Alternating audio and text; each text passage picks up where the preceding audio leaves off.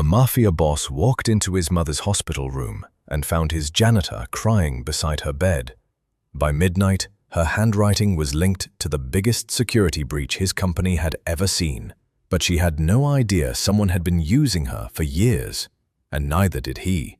Rhett Calloway had not visited his mother in 23 days. He knew the exact number because his assistant had stopped counting after day 15 and started leaving sticky notes on his desk instead. "She asked about you again. She wants to know if you're eating." He always moved the notes to the trash without reading them fully. Not because he didn't care, because caring was something he had learned to do quietly, from a distance, in ways that didn't cost him anything visible.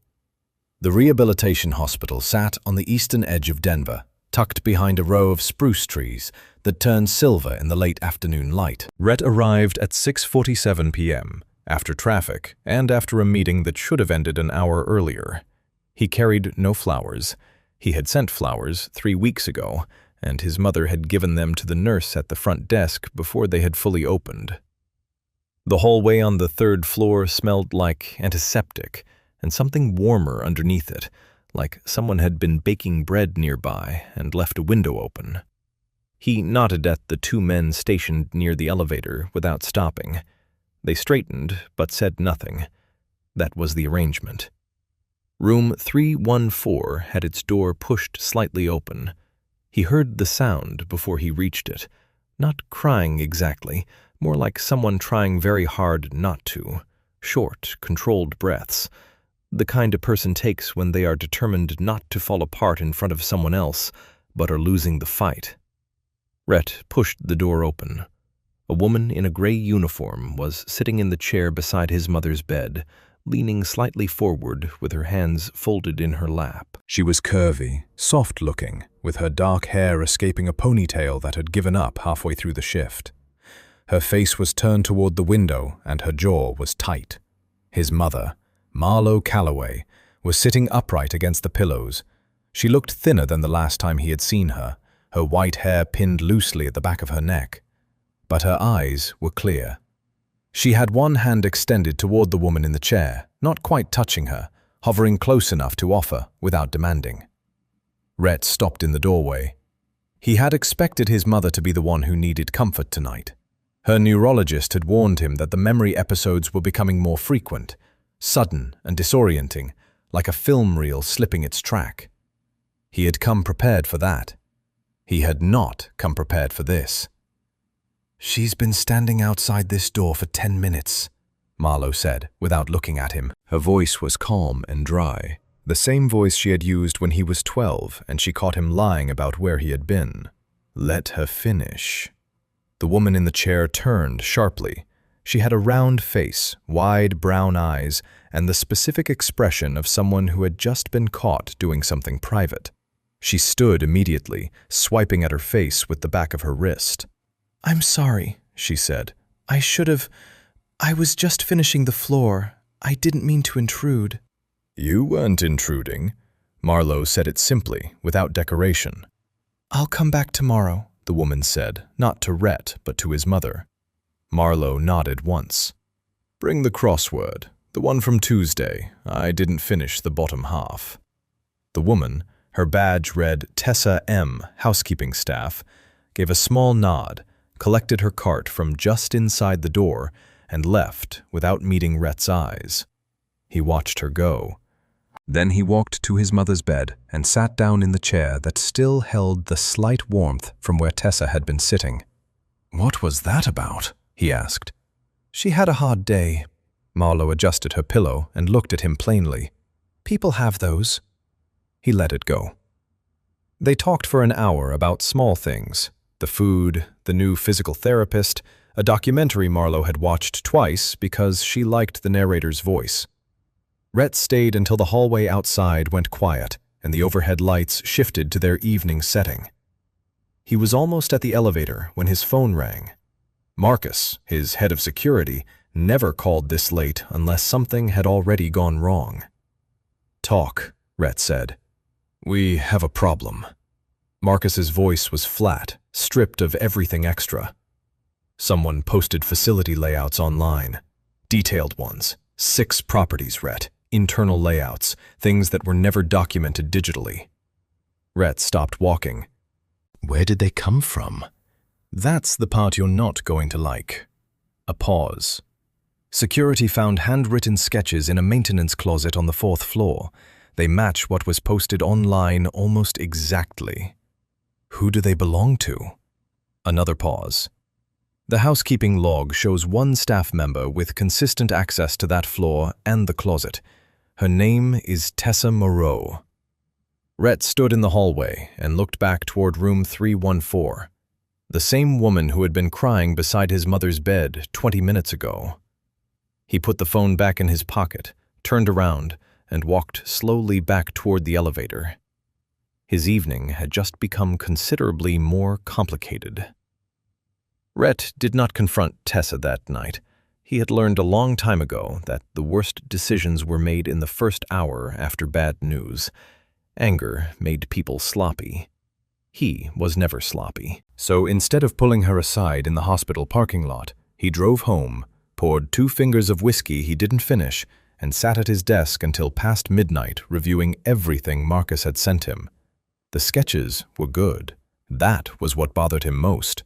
Not rough or accidental, deliberately detailed, with measurements noted in the margins and room labels written in small, neat handwriting. Whoever drew them understood spatial layout in a way that went beyond casual observation. These weren't doodles. They were technical records made to look informal. By morning, he had made 2 decisions. He would watch her before he moved on her, and he would do it himself. Tessa Moreau started her shift at the downtown Denver office complex at 7 in the morning. Rhett knew this because he had pulled her entire employment file before sunrise. She had worked for the contracted cleaning company for 4 years, moving between properties on a rotating schedule. No disciplinary record. No complaints filed against her. 3 written commendations from building managers, which almost never happened for housekeeping staff. He arrived at the complex before she did and positioned himself in a glass-walled conference room on the 2nd floor with a direct sightline to the main corridor below. He had a laptop open and a cup of coffee going cold beside him. Anyone passing would assume he was in an early meeting. Tessa arrived 7 minutes before her shift started. She moved through the lobby the way people do when they have done something so many times it requires no thought. Badge tap, cart collection, supply check, first corridor. Efficient, unhurried. She greeted the security guard at the front desk by name, and he waved back without looking up, the easy familiarity of people who share early mornings. Rhett watched her work for 2 hours.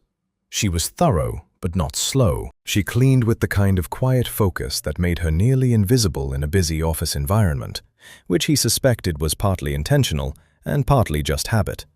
People walked past her without registering her presence. She moved around them without disrupting anything. Then, at 9:15, she sat down on a bench near the eastern stairwell and pulled out a small notebook. Rhett straightened. She uncapped a pen and began drawing. Not writing, drawing. Long, deliberate strokes, then shorter ones, her head tilting slightly as she worked. She referenced the wall across from her once, glanced up at the ceiling layout, then looked back down at the page. He was downstairs in 4 minutes. He came around the corner of the stairwell without hurrying, hands in his pockets, the way he moved when he wanted to appear like he had simply ended up somewhere rather than chosen to be there. Tessa looked up when she heard his footsteps. She didn't startle, which told him she was either genuinely unconcerned or very good at appearing that way. "Mr. Calloway." She said his name the way people say the name of someone they know by reputation but have never actually spoken to. Careful. Neutral.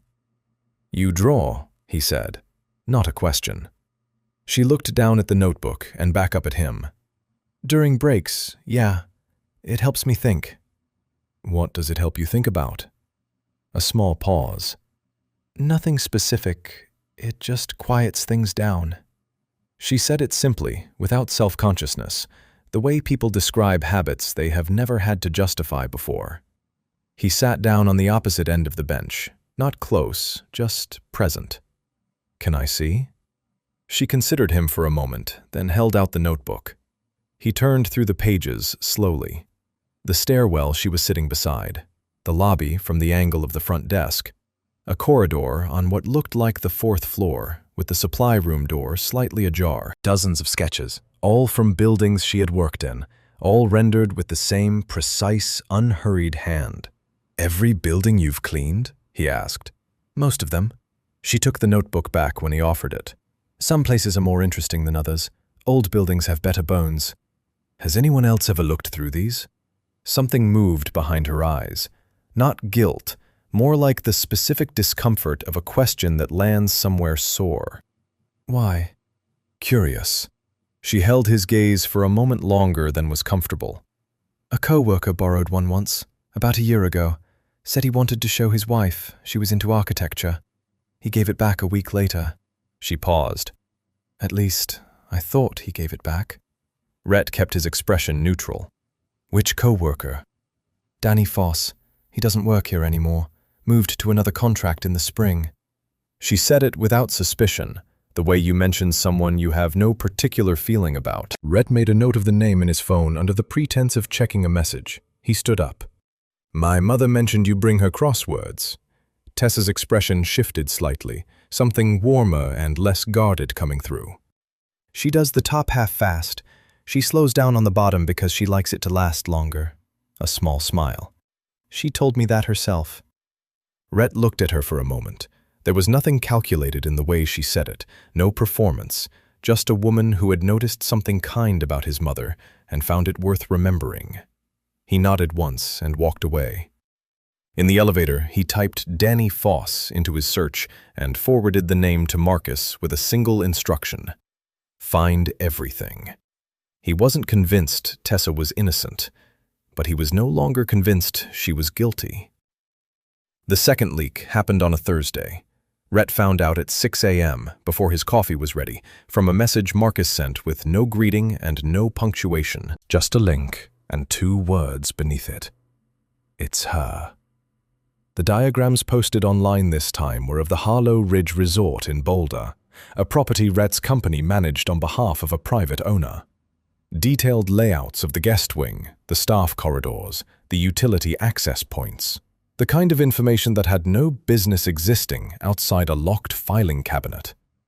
Tessa had cleaned Harlow Ridge the previous weekend, a 1-day job covering for a colleague who had called in sick. Rhett drove to Boulder himself. He didn't take Marcus. He called Tessa from the car and told her to meet him at the resort by noon.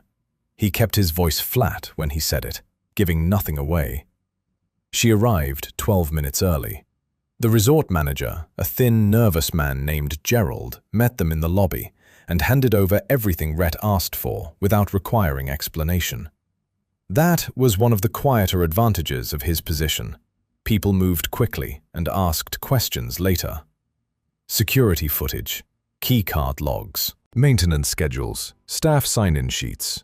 Rhett and Tessa sat across from each other at a table in the empty conference room Gerald had offered them, with printed records spread between them like they were solving a particularly tedious puzzle. Tessa had said almost nothing on the drive up. She had looked out the window for most of it, and when he had glanced at her in the mirror, she wasn't watching the scenery. She was thinking, her brow slightly creased, her fingers turning her phone over and over in her lap. "Walk me through Saturday," he said. She did, without hesitation, and without the over-precise quality that people develop when they are reciting something rehearsed. She had arrived at 8:30, checked in with the shift supervisor, cleaned the East guest wing first because it was checkout day and those rooms turned fastest, took lunch at 12:30 in the staff break room, finished the common areas by 4, and signed out at 4:40. "Did you go into the utility wing?" he asked. "Once, to return a mop head to the supply room." She pointed to a spot on the resort map Gerald had provided. "That room, right there." Rhett checked the keycard log. Her card had registered at that door at 2:17 p.m. 1 entry, 1 exit, 4 minutes apart. "Did you sketch anything here?" She hesitated. Not the hesitation of someone caught, more the kind that comes before an honest answer a person isn't sure will be believed. I did a quick layout of the lobby while I was waiting for the elevator. On my break, I do it automatically sometimes. I don't even always realize I'm doing it until the page is half full. Where's that sketch now? In my bag. She reached down, unzipped a side pocket, and pulled out a small spiral notebook. She flipped to a page near the back and turned it toward him. The lobby.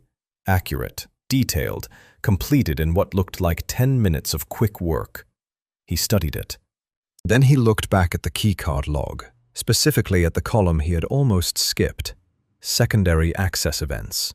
Most of the entries were routine, but one wasn't.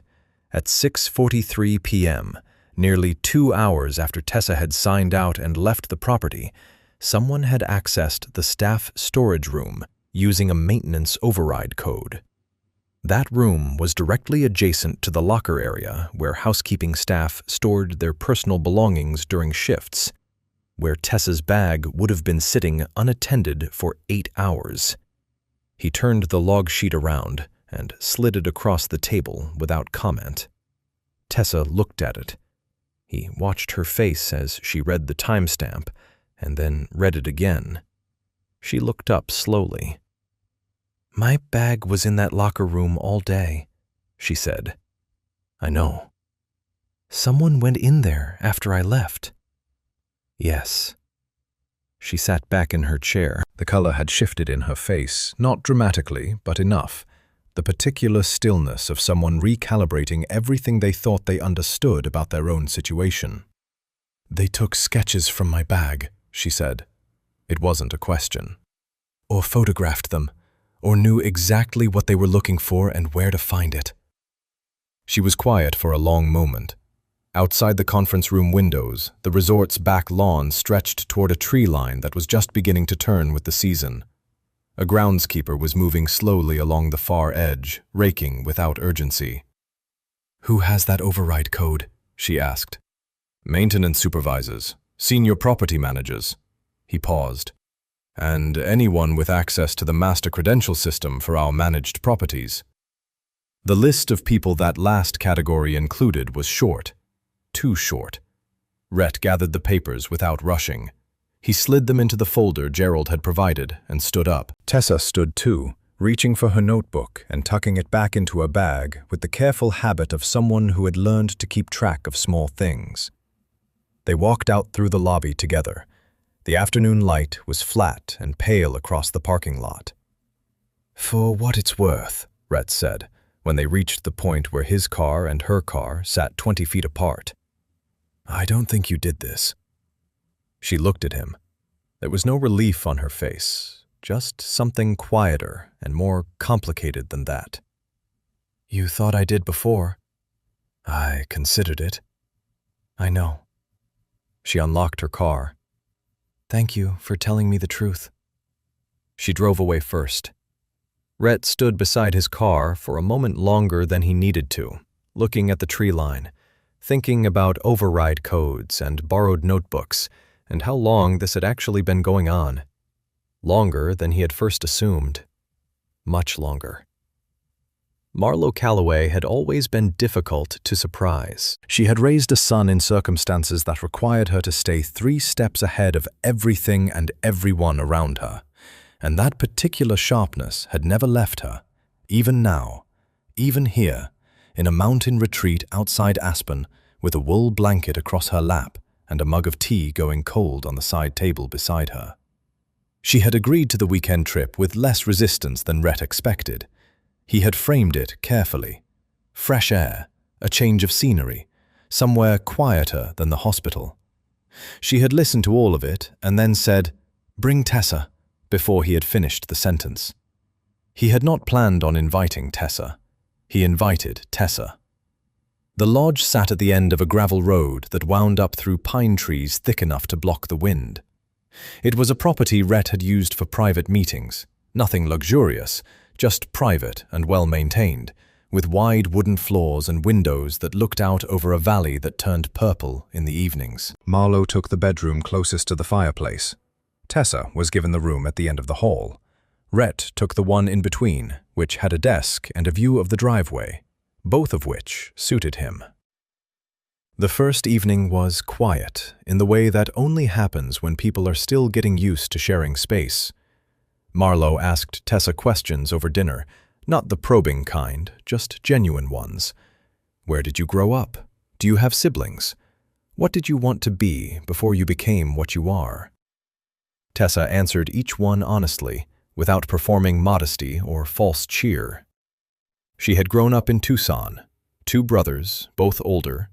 She had wanted to study architecture, but the money hadn't worked out, and life had moved in a different direction.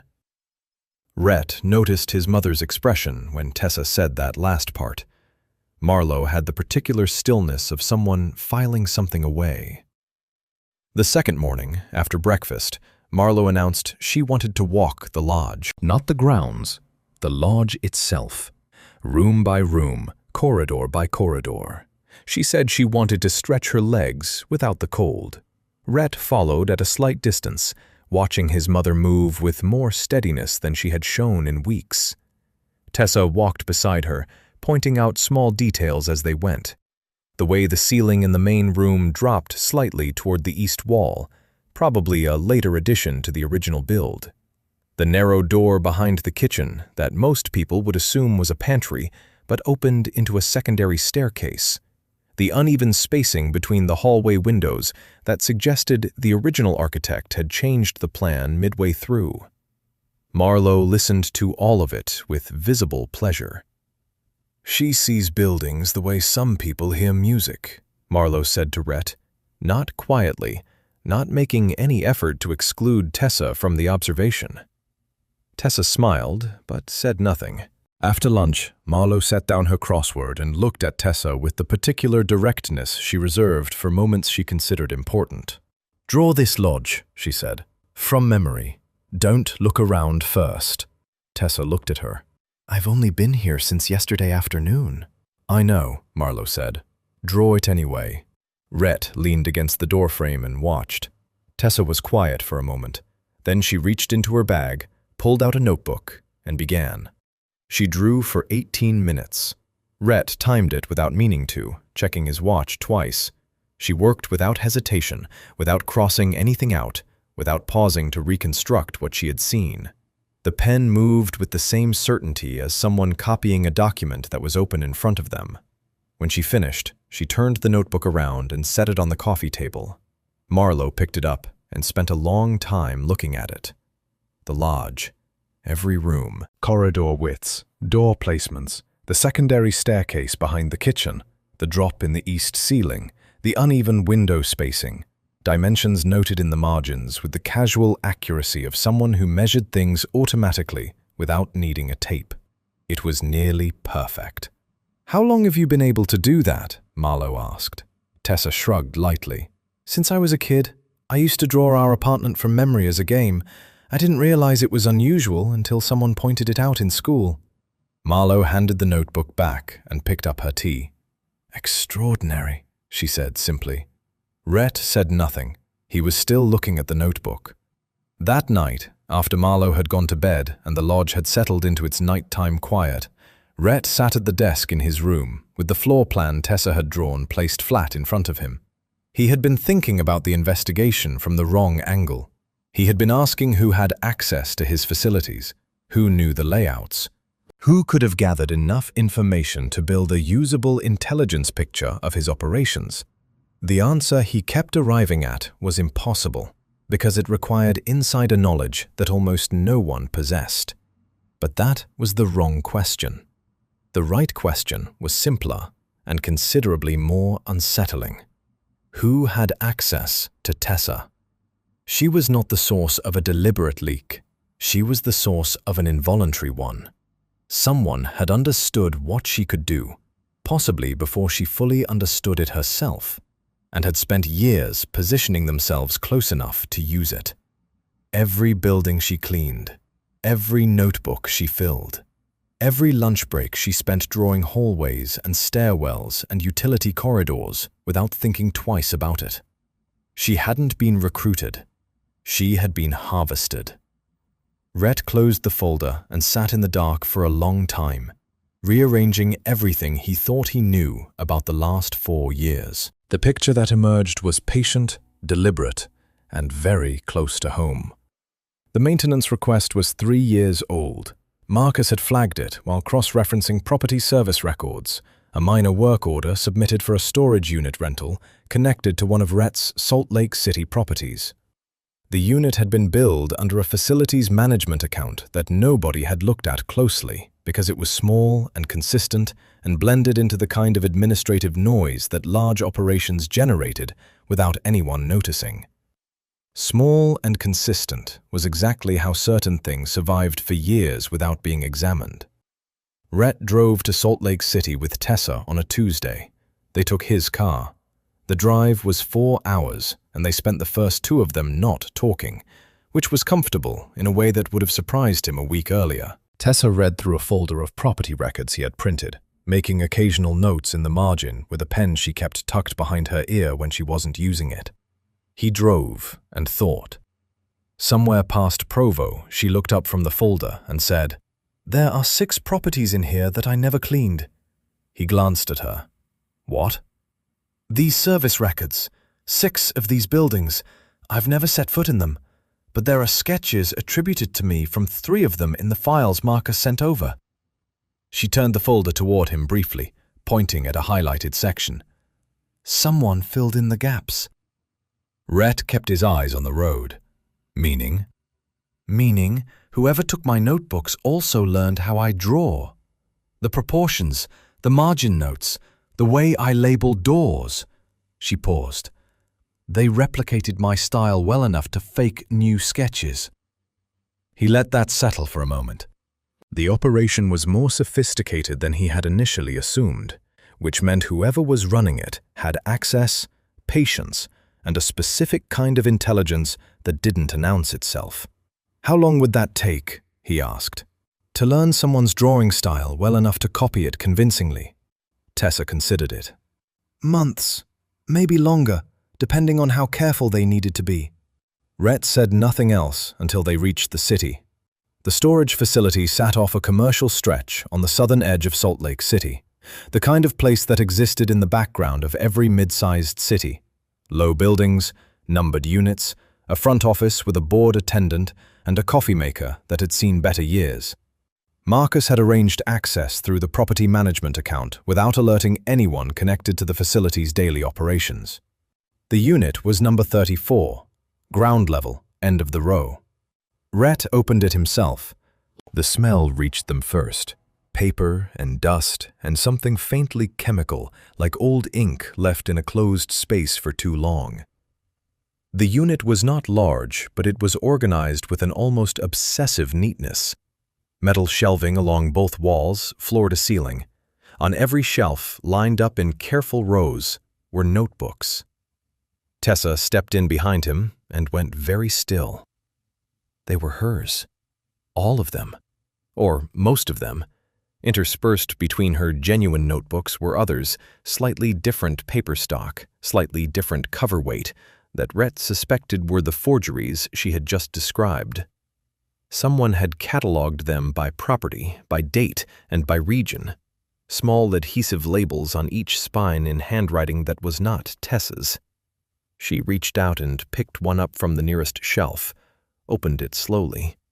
Her own handwriting looked back at her from the first page, a sketch of a corridor she recognized immediately, from a building she had cleaned in her 2nd year with the company. "This is from 4 years ago," she said quietly.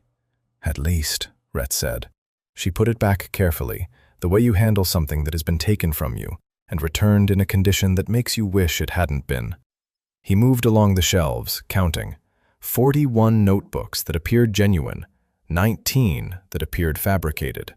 Beside the last shelving unit, a flat plastic storage box contained printed photographs, images of notebook pages, taken in what looked like poor lighting, probably on a phone camera, the kind of quick documentation someone would do when they had limited time and needed a record before returning the original. Tessa was looking at the photographs when Rhett found the 2nd box on the bottom shelf. Inside it were printed timesheets, Tessa's rotation schedules, going back nearly 4 years, annotated in pencil with small check marks beside certain properties. Someone had been tracking which buildings she cleaned and when, well in advance of any leaked diagrams appearing online. This had not been opportunistic. It had been planned from the beginning, before the first notebook was ever borrowed, before the first sketch was ever copied. Someone had identified Tessa's ability early, had understood its value before she had, and had quietly built an entire operation around it while she went about her work, moving between buildings, drawing hallways on her lunch break, completely unaware. She sat down on an overturned storage crate near the door, not dramatically, just the careful sitting down of someone whose legs have decided they are done standing for the moment. "Years," she said. "They've been doing this for years." "Yes. While I was just—" She stopped, started again. "I was just drawing." "I know." She looked at the shelves for a long moment. There was something in her expression that he recognized, though he had not expected to see it on her face specifically. The particular anger of someone who has discovered they were trusted by someone who never deserved it. "You said you'd help clear my name," she said. "I will." She looked at him directly, not with the careful neutrality she had used in their first conversations, but with something more direct than that. "Then we need to figure out who knew my schedule 4 years ago. Who could have arranged all of this from the inside?" Rhett looked at the annotated timesheets in his hand. The scheduling system those rotation records came from was internal, accessed only by senior operations staff and their direct reports. He already had a feeling about where this was going. He just wasn't ready to say it out loud yet. Rhett had known Gideon Voss for 11 years. That was the number he kept returning to on the drive back from Salt Lake City. 11 years. Gideon had come into his organization at a point when Rhett was still building it into what it eventually became, still learning which decisions to delegate and which to keep close. Gideon had been recommended by someone Rhett trusted, which in his world was the highest form of introduction. He was organized, discreet, and operated with a steadiness that Rhett had come to rely on without fully realizing how much until now. He had attended Marlowe's birthday dinner 3 years in a row. He knew which coffee Rhett ordered and had it ready before meetings without being asked. He had sat beside Rhett at the hospital the night Marlowe's condition was first diagnosed and said nothing, which was exactly the right thing to do. Rhett drove the last hour back to Denver without speaking. Tessa had fallen asleep against the window somewhere past the state line, the folder of property records still open in her lap, her pen still tucked behind her ear. He did not wake her when they reached the city. He pulled up outside her apartment building, said her name once, and waited while she gathered herself back into the present. She got out, then leaned back through the open door. "You figured something out on the drive," she said. It wasn't a question. "Get some sleep," he told her. She looked at him for a moment, then nodded and closed the door. He did not sleep. By 3 in the morning, he had pulled every operational record connected to the 6 compromised properties and laid them across his office floor in overlapping rows.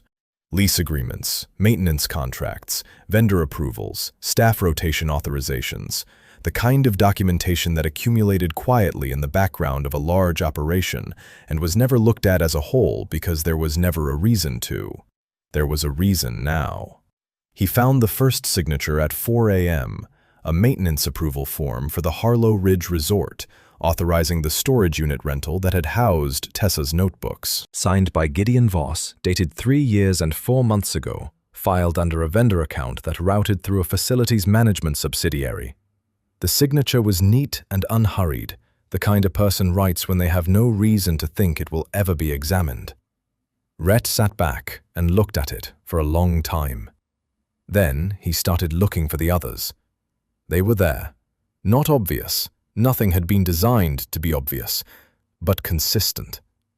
Gideon's signature appeared on maintenance approvals connected to 4 of the 6 compromised buildings, always on documents that were administrative enough to be invisible, always routed through accounts that were legitimate but peripheral, always dated far enough in advance of the actual leaks that no direct connection would appear without looking at the full timeline. Someone had been very careful. But careful people, given enough time, still leave a pattern. He called Tessa at 7 in the morning. She answered on the second ring, which told him she had not slept much either. "I need you to look at something," he said. "Can you come to the office?" She arrived 40 minutes later, still pulling her jacket straight as she stepped out of the elevator. He spread the documents across the conference table and showed her the signatures without naming the person first. She looked through them slowly, the way she moved through everything, without rushing, without performing urgency. She cross-referenced 2 of them against the property records from the folder they had driven back from Salt Lake City with, tracing her finger along the dates. Then she stopped. She pulled one document closer and looked at it, then looked at a maintenance request from the folder, then back again. "This signature," she said. "It's on the storage authorization for Salt Lake City." She looked up. "And it's on the shift reassignment that sent me to Harlow Ridge to cover for the sick colleague." Rhett said nothing. She understood immediately. He watched it move across her face, the specific, awful clarity of a thing you cannot unknow once you have seen it. "The same person arranged for me to be at that property," she said, "and arranged access to where my bag would be." She set the document down carefully. "This wasn't just someone taking advantage of my notebooks. They were moving me." "Yes." "Like a piece on a board." "Yes." She was quiet for a moment. "Who is it?" he told her. Tessa looked at him steadily. She did not react the way most people would. No sharp intake of breath, no immediate flood of questions. She just sat with it for a moment, the way she sat with most things, giving it the space to be as serious as it actually was. "You've worked with him for over a decade," she said. 11 years. "Do you believe it?" That was the question he had been turning over since 4 in the morning, since the first signature, since the moment the pattern had become undeniable. He wanted not to believe it. That was the honest answer. He had wanted to find another explanation for each document, another name attached to each approval, another way to read the timeline that didn't end where it kept ending. But wanting something to be different had never once changed what it was. "I believe the documents," he said. Tessa nodded slowly. "Then we need more than documents. We need something that connects him directly to the operation, something he can't explain away." She pulled the folder toward her and opened it again. "Because a man who planned this carefully will have prepared for the moment someone started looking." She was right. Rhett knew she was right. Gideon had 11 years of watching how Rhett operated. He knew how investigations were run, what questions got asked, where the pressure was applied, which meant they had to go somewhere he hadn't prepared for. The financial records took 3 days to untangle. Rhett brought in an outside accountant, someone Marcus vouched for personally, someone with no existing connection to any of Rhett's operations, someone who owed nothing to anyone inside the organization. Her name was Patricia Chen, and she arrived with 2 laptops and a focused quietness that reminded Rhett of Tessa, though the similarity ended there. Patricia moved through numbers the way Tessa moved through buildings, finding the shape of things by looking at what surrounded them rather than what was directly in front of her. She worked in a sealed conference room for 72 hours. On the 3rd evening she came out, poured herself a glass of water from the kitchen down the hall, drank half of it, and said, "Your man didn't steal from you." Rhett looked up from his desk. "Explain." "Every account is intact. No missing funds, no diverted payments, no skimmed percentages. Whatever he was doing, it wasn't taking your money." She set the glass down. "He was building his own." Patricia's report took an hour to walk through, and another hour to fully absorb. Gideon had not been siphoning from Rhett's organization. He had been constructing a parallel one beside it, quietly and methodically, the way you might build a second house on land that borders someone else's property, using your own materials, your own labor, careful never to cross the visible line. The leaked facility diagrams were not being sold, they were being used. Gideon had approached a series of independent business operators over the past 3 years. Property developers, logistics coordinators, warehouse managers, and offered them detailed operational intelligence about facilities in their respective markets. Not as a broker, as a partner. He had positioned himself as someone with extraordinary access and insight, someone worth building with. He had used Tessa's notebooks to make that case. Detailed floor plans of managed properties, accurate layouts of storage and utility infrastructure. The kind of granular spatial knowledge that normally took years of legitimate access to accumulate, handed over in the form of sketches that looked like the casual work of someone who simply noticed things. His pitch to each partner had been consistent. He had an inside track on operational intelligence that no competitor could match, and when the time came, he intended to step out from his current position and build something that didn't answer to anyone. That time, based on the timeline Patricia reconstructed, had been approximately 6 months away. Rhett found Tessa in the small kitchen adjacent to the conference room, sitting at the counter with a cup of tea and the property records folder she had apparently been through twice already, based on the number of margin notes visible from the doorway. He sat down across from her and laid Patricia's summary on the counter between them. She read it without interruption, turning pages at a steady pace. When she finished, she put it down and looked at the wall behind him for a moment. "He wasn't trying to destroy what you built," she said. "No, he wanted to replace it." She turned the last page back, looking at the timeline. "With something he controlled from the start, using information he never could have gathered legitimately." Rhett leaned forward slightly. "My organization's value to his potential partners was entirely built on what he could show them, and what he could show them was built entirely on you." Tessa was quiet for a moment. She turned her tea mug slowly in her hands, a habit he had noticed she had when she was thinking through something carefully. "He must have identified me early, before I even knew what I could do consistently." Patricia traced the first storage unit rental to a period when you had been with the cleaning company for about 8 months. She looked up. 8 months. He was patient. "He watched me for 8 months before he took the first notebook." She said it evenly, but something underneath it was not even at all. "And then he spent years building a business case on the back of someone who was just trying to do her job and get through the day." Rhett said nothing, because there was nothing useful to add to that. She closed the folder. "Where does the Portland warehouse come in?" That's where Patricia traced the physical storage of his parallel operation. Contracts, partner correspondence, copies of everything. He kept it separate from anything connected to my properties, a clean distance. "Smart," Tessa said. Then, with the particular flatness of someone who finds a thing impressive and reprehensible in the same breath. "Genuinely smart?" "Yes. Which makes him dangerous to underestimate going forward." She looked at the summary again. "He doesn't know you found this." "Not yet." "Then you have one window." She tapped the summary lightly with one finger. "Once he suspects you're looking at him specifically rather than still looking at me, he'll start moving things, closing accounts, pulling partners, creating distance from anything traceable. He'll have a version of this prepared.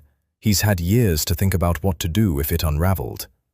Rhett had arrived at the same conclusion independently, which was happening with increasing frequency in conversations with her.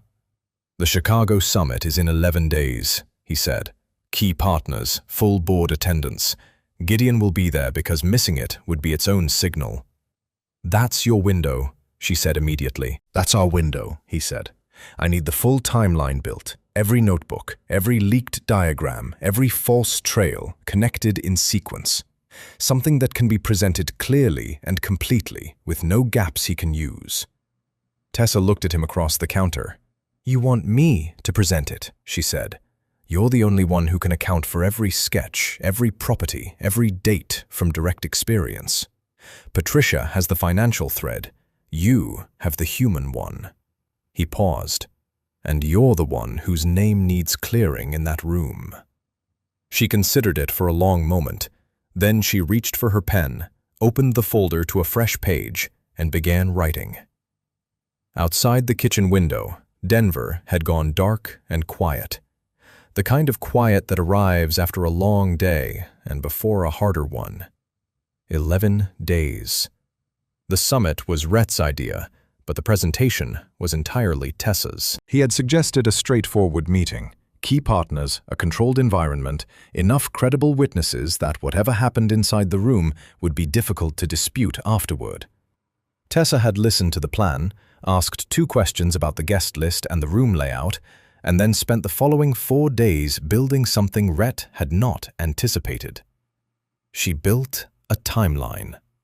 Not a document, a visual reconstruction of the entire operation, drawn by hand on large format paper and then transferred to a clean digital presentation by someone Rhett trusted with that kind of work. Every notebook, every property, every signature, every shell company, every forged sketch mapped against the genuine ones with the differences annotated in precise, readable detail. The timeline ran across nearly 4 years and connected points that individually looked like coincidence, but together formed something impossible to dismiss. When she showed it to Rhett 2 days before the summit, he stood in front of it for a long time without speaking. "You drew this from memory?" he asked. "The structure, yes. Claire's documents filled in the financial side." She stood beside him, looking at it the way an architect looks at a finished plan, checking for gaps, testing the logic. "Every connection is sourced. There's nothing in there that can't be verified independently." Rhett looked at the section mapping Gideon's shell companies against the property layouts that had appeared online. The correspondence was exact. The timing was exact. The trail was clean and direct and left no comfortable exit. "He'll say it's fabricated," Rhett said. "He'll try," Tessa agreed. "That's why every original document is also in the room." The summit was held in Chicago, in a private conference facility on the 34th floor of a building that looked out over the lake. Rhett had used the space before for sensitive conversations. It was secure, neutral, and had no association with either his organization or Gideon's side operations. 12 people attended, senior partners, 2 independent legal advisors, and Marcus, who stood near the door with the specific stillness of someone who had been told to observe and was taking that instruction seriously. Gideon arrived 8 minutes early. Rhett watched him come through the door on the security feed from an anteroom down the hall, where he and Tessa were waiting until everyone was seated. Gideon looked the way he always looked, composed, unhurried, dressed with the quiet precision of someone who understood that appearance was its own form of communication. He greeted 2 of the partners by name, accepted a coffee from the service table, and took his usual seat near the head of the table, with the ease of a man who had sat in rooms like this many times and expected to sit in them many times more. He did not know Tessa would be presenting. Rhett had kept her name off the agenda entirely. They entered together. The room shifted when Tessa walked in. Not dramatically, just the subtle recalibration of people encountering something they had not prepared for. She was wearing a deep green blazer over a white shirt, her hair down, a folder tucked under one arm, and a quiet steadiness about her that Rhett had come to recognize as her default state when something mattered. Gideon's expression did not change. That told Rhett more than a visible reaction would have. Tessa set her folder on the table, connected her presentation to the room's display screen, and began without preamble. She started with the notebooks, not with accusations, with facts.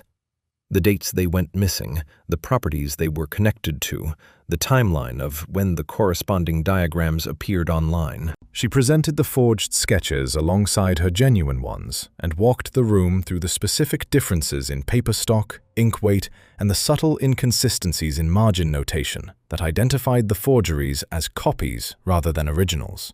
She was precise and entirely calm. Then she moved to the signatures. She displayed Gideon's approvals one by one, each one placed beside the property event it preceded, the storage unit rental, the shift reassignment to Harlow Ridge, the vendor authorizations that had quietly funded the operation. She did not editorialize. She let the correspondence speak. One of the legal advisors leaned forward and asked a clarifying question about the shell company registrations. Tessa answered it directly, pulling the relevant filings from her folder and passing them down the table. Rhett watched Gideon throughout. For the first 7 minutes, Gideon maintained the expression of someone observing a presentation that did not concern them, attentive but detached. The expression slipped once, briefly, when Tessa displayed the corporate filing dated 6 months after his hire, the one that established the first shell company. It was a small slip, a slight tightening around the jaw, a barely perceptible stillness that was different from the relaxed stillness he had been performing. Rhett noticed it. He suspected he was not the only one. When Tessa finished, the room was quiet in the way rooms go quiet when the people in them are processing something that has rearranged their understanding of a situation. Gideon set his coffee cup down carefully. "This is an impressive construction," he said. His voice was even. "But a timeline built by the person who was originally suspected of the leak carries obvious credibility problems." "It does," Tessa agreed, "which is why none of it relies on my testimony. Every document in this presentation was sourced independently by a forensic accountant and verified by 2 separate legal reviews conducted in the last 10 days. She slid a bound summary across the table toward the legal advisors. "The sources are all cited." The silence that followed was a different kind of silence. Gideon looked at Rhett for the first time since they had entered the room. Rhett held his gaze without expression and said nothing. There was nothing left to say. The documents said it. The timeline said it. 11 years of carefully constructed trust had just been laid out on a conference table in Chicago and examined by 12 people who now understood exactly what it had been built to conceal. Gideon did not confess. He did not need to. He asked to speak with his legal counsel and left the room with the measured steps of a man who had prepared for many outcomes, but had not fully prepared for this one. Tessa closed her folder. Rhett looked at her across the table. "Thank you," he said. She nodded once. "Let's go home." 3 months passed the way months do after something large has concluded. Quietly and faster than expected. The legal process that followed, Chicago moved at its own pace, which was slow and procedural and entirely out of Rhett's hands once the documentation had been handed to the appropriate people. He had learned over the years that certain things could not be accelerated without creating new problems, and he had made a deliberate choice to let this one run its course without interference. Gideon's network of shell companies was methodically dismantled. The business relationships he had cultivated using Tessa's information were individually reviewed and, where necessary, unwound. It was painstaking work, and most of it was invisible, the kind of correction that happens in offices and on paper, rather than in any moment that feels conclusive. But it happened. Rhett restructured his operations in the months that followed, with a thoroughness that surprised even Marcus. Not just the administrative systems that had allowed Gideon's parallel operation to go undetected, but the broader culture that had made it possible, the assumption that loyalty earned over years was loyalty that never needed to be examined. He brought in an independent oversight structure, something he had resisted for a long time on instinct, and found that relinquishing that particular form of control was less difficult than he had expected. He told Marcus this one evening, and Marcus had looked at him with an expression that said he had been waiting a long time to hear it. Marlowe recovered steadily through the autumn. The memory episodes became less frequent, and then, by October, largely stopped. Her neurologist was cautiously optimistic, in the specific way neurologists are when things are going better than anticipated, but they don't want to overcommit. Marlowe found this attitude entertaining and said so at every appointment, which Rhett suspected was the most effective thing she could have done for her own recovery. She moved out of the rehabilitation hospital in late September into a house Rhett had arranged on the quieter side of Denver, with a garden that got afternoon light and a kitchen large enough to be useful. She had opinions about both, and communicated them without restraint during the moving process, which Rhett took as confirmation that she was entirely herself again. Tessa visited twice a week, sometimes more. They did the crossword together on Tuesday mornings, the same ritual that had started in a hospital room months earlier, and had simply continued without anyone formally deciding it would. Marlowe had taught Tessa 3 card games by October and was currently winning at all of them, a fact she mentioned to Rhett with undisguised satisfaction during his Sunday calls. "She lets you win," Rhett told her once. "She absolutely does not," Marlowe said. "Tessa is competitive in a very quiet way. You probably haven't noticed because you've been too busy noticing other things." He let that one pass without response. The charity event was held on the second Saturday of November at a lakeside resort in Wisconsin that one of Rhett's partners had been using for the annual fundraiser for several years. It was the kind of event that was more relaxed than its formal name suggested. A long dinner, an auction, people who worked hard in difficult spaces given a room where the work was set aside for an evening. Rhett had attended 3 times before and had written a check each time and left before the dessert course. This year, he stayed through the entire evening. Tessa was there because Marlowe had invited her, and Marlowe's invitations were, in practice, instructions. She arrived in a deep burgundy dress and spent the first hour talking to a woman who ran a housing assistance nonprofit, leaning slightly forward in the way she did when something genuinely interested her, her crossword pen tucked behind her ear out of pure habit. Rhett noticed the pen and said nothing. The dinner was good. The auction raised more than the previous year. Marlowe sat at the center table and held court with the particular pleasure of a woman who had earned the right to enjoy an evening without reservation, which she did thoroughly and without apology. Afterward, when the dinner tables had been cleared and the remaining guests had drifted toward the lakeside terrace, Rhett found Tessa standing at the edge of the wooden dock that extended out over the water. The lake was dark and very still, reflecting the lights from the resort in long, broken lines. He stood beside her. The air was cold enough to be sharp, and the sky above the tree line was the kind of clear that only happens in November, when everything unnecessary has been stripped away. They stood without talking for a moment. That had always been comfortable between them. The silences had never needed filling. "You're staying through dessert," she said, without looking at him. She had noticed. "Marlowe threatened consequences if I didn't." Tessa smiled. "She threatened me with the same thing, different consequences." "What were yours?" "She said she'd stop letting me win at cards." He laughed. It came out easily, without effort, the way laughter does when something is genuinely funny to you and you are not thinking about whether to show it.